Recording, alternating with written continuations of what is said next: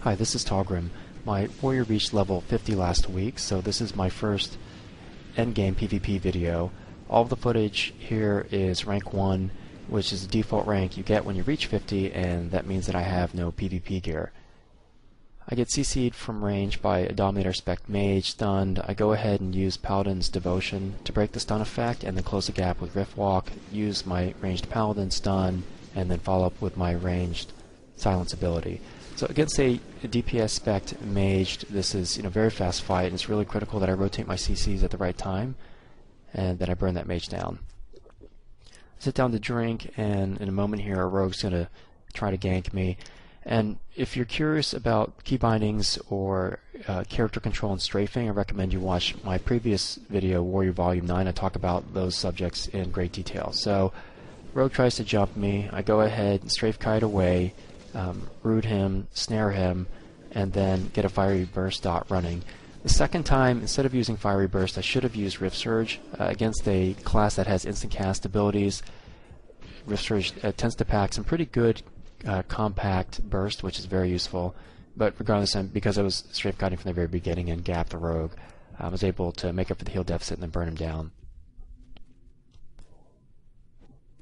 So this is a Port Scion Warfront, very complex battleground. Actually, it takes a while to get the hang of the mechanics of it. You can see I'm mostly through rank 1. Once I get to rank 2, I will be able to acquire PvP gear, and because I still have a level 40 mount, what I'll usually do is I will rift walk to a player that's ahead of me to close the gap. What happens when you get up to rank 2 and above, you start getting access to epic PvP gear, which has the Valor stat on it. Valor is a flat damage mitigation stat, similar to Resilience in World of Warcraft. So here on this mage, I get CC by this rogue. I break the first CC with Paladin's Devotion, the second one with Riftwalk, and it's important to try to use Riftwalk and Paladin's Devotion instead of break free, because right here I get CC'd a third time, and this is with a Confuse effect, and the Confuse effect would only be removed in my case by break free. Riftwalk and Paladin's Devotion won't help with it. So whenever possible, use Riftwalk first. Riftwalk will break some CCs as long as you have line of sight to the target. If I don't have line of sight, or if it's a CC effect like Fear that Riftwalk won't break, then I go ahead and use Paladin's Devotion. But I try to save Break Free, which is the CC breaker from the PvP Vindicator tree. Try to save that for last for situations where I'm going to need it, just like I showed in that clip against that rogue where I had to use 3 different CC effects, CC breakers, to stay on my feet. So I do make a mistake here in a moment. We are trying to hold on to the bridge, and the Guardians are gradually pushing us across the bridge. So I go ahead and pop Riftstorm here in a moment, and Riftstorm is a point-blank AoE centered around the Riftblade Warrior. It's a really good ability for preventing a group of people from capping the flag, since it ticks every second. Now I do make a really critical mistake here. I get burned down and killed, and I should have used my full heal.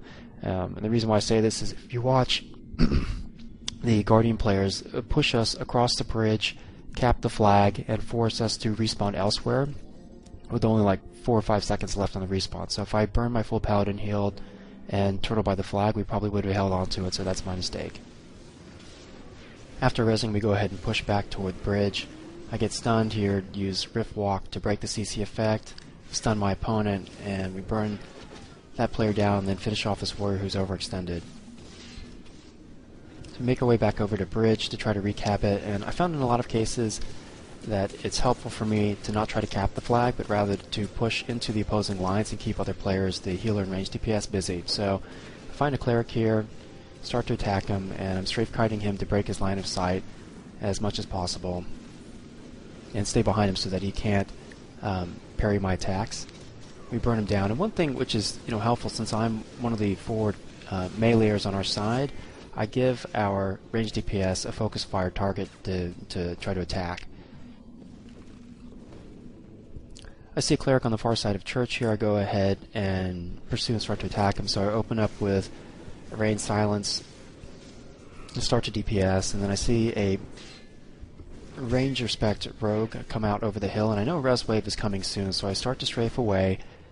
This is really important, not to stay in the pocket too long, and use a root on his pet. And once I'm up to 3 attack points, I go ahead and burn the cooldown Reverend Protection. It's a 21 point AoE Pally bubble, And if you can see my health here, it drops all the way down to 1k, so if I hadn't popped the bubble, I would have died or been forced to use my full heal, but as it is, I get healed, and I'm able to kill that warrior who was overextending, and then I can press the counterattack, use Wind Spear Silence from range, go ahead and stun my opponent, and help burn him down. So this is a big part of the Riftblade Pally playstyle. You know, I don't have necessarily huge sustained or burst DPS, but I've got functional DPS, I've got good survivability, and I have a wide array of CC effects that I can use on opposing players. I am a little bit deep in the pocket there and overextended, but I do have my full heal, and here I'm taking a lot of focus fire from opposing players, so I use Rift Walk to get closer back to my friendly lines, and my health starts to drop here pretty low, but I got out in time to get healed back up to full, and then I can press the counterattack. Now, one thing to note, as any fresh 50, you're going to find relative to other players that you're going to be squishy because you don't have the PvP gear, which has Valor on it, which is a flat damage mitigation stat. You know, you're going to have to take that into account and be careful and pick your spots when you're playing. This is especially true for melees. You know, I see a lot of complaining by warriors claiming at 50 that they're too squishy, and I think, you know, part of it is you just have to take into account the different gear mechanics at 50 and adjust your playstyle accordingly. So you can see, for example, right now I'm pressing the attack very aggressively because we're in the process of wiping other players and it makes sense to.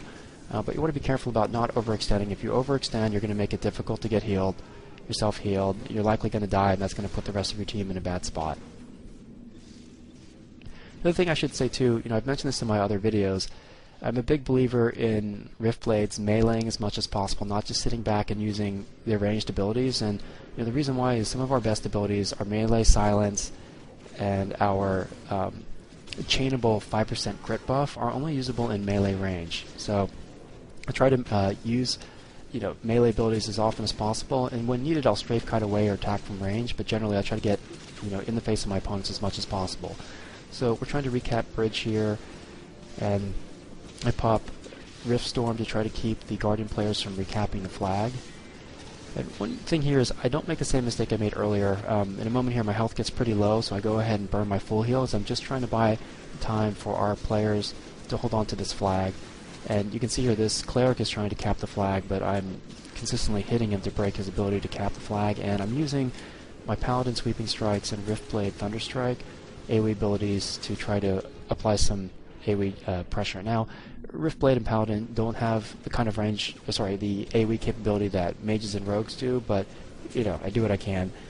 And here we're pushing the players back from the bridge, and this is one thing that I really enjoy about playing a one-handed tank off spec, is that I can, you know, apply pressure, and I have good survivability, good tools to work with in case I'm getting shelled. So like right here, for example, I'm taking a ton of focus fire, so I start to strafe kite back to provide time for healing and to break line of sight around the corner of that building. And then as soon as my HP is back up, I go ahead and press the counterattack.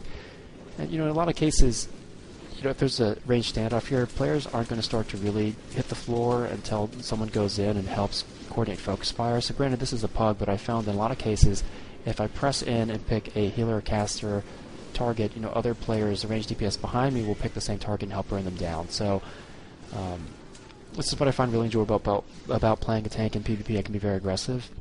And I finish first in this Warfront, this pug Warfront, with 19 killing blows and third on damage. You know, keep in mind, of course, I wasn't running flags, so, you know, I was actively engaged in combat the whole time, and our healing was a bit stronger compared to the other side. So, you know, all these things help to inflate my stats. I certainly don't score 19 killing blows in every Warfront that I step into. If you're looking for more information about Riftblade, check out the PvP guide on my blog, and please let me know here on my blog if you have any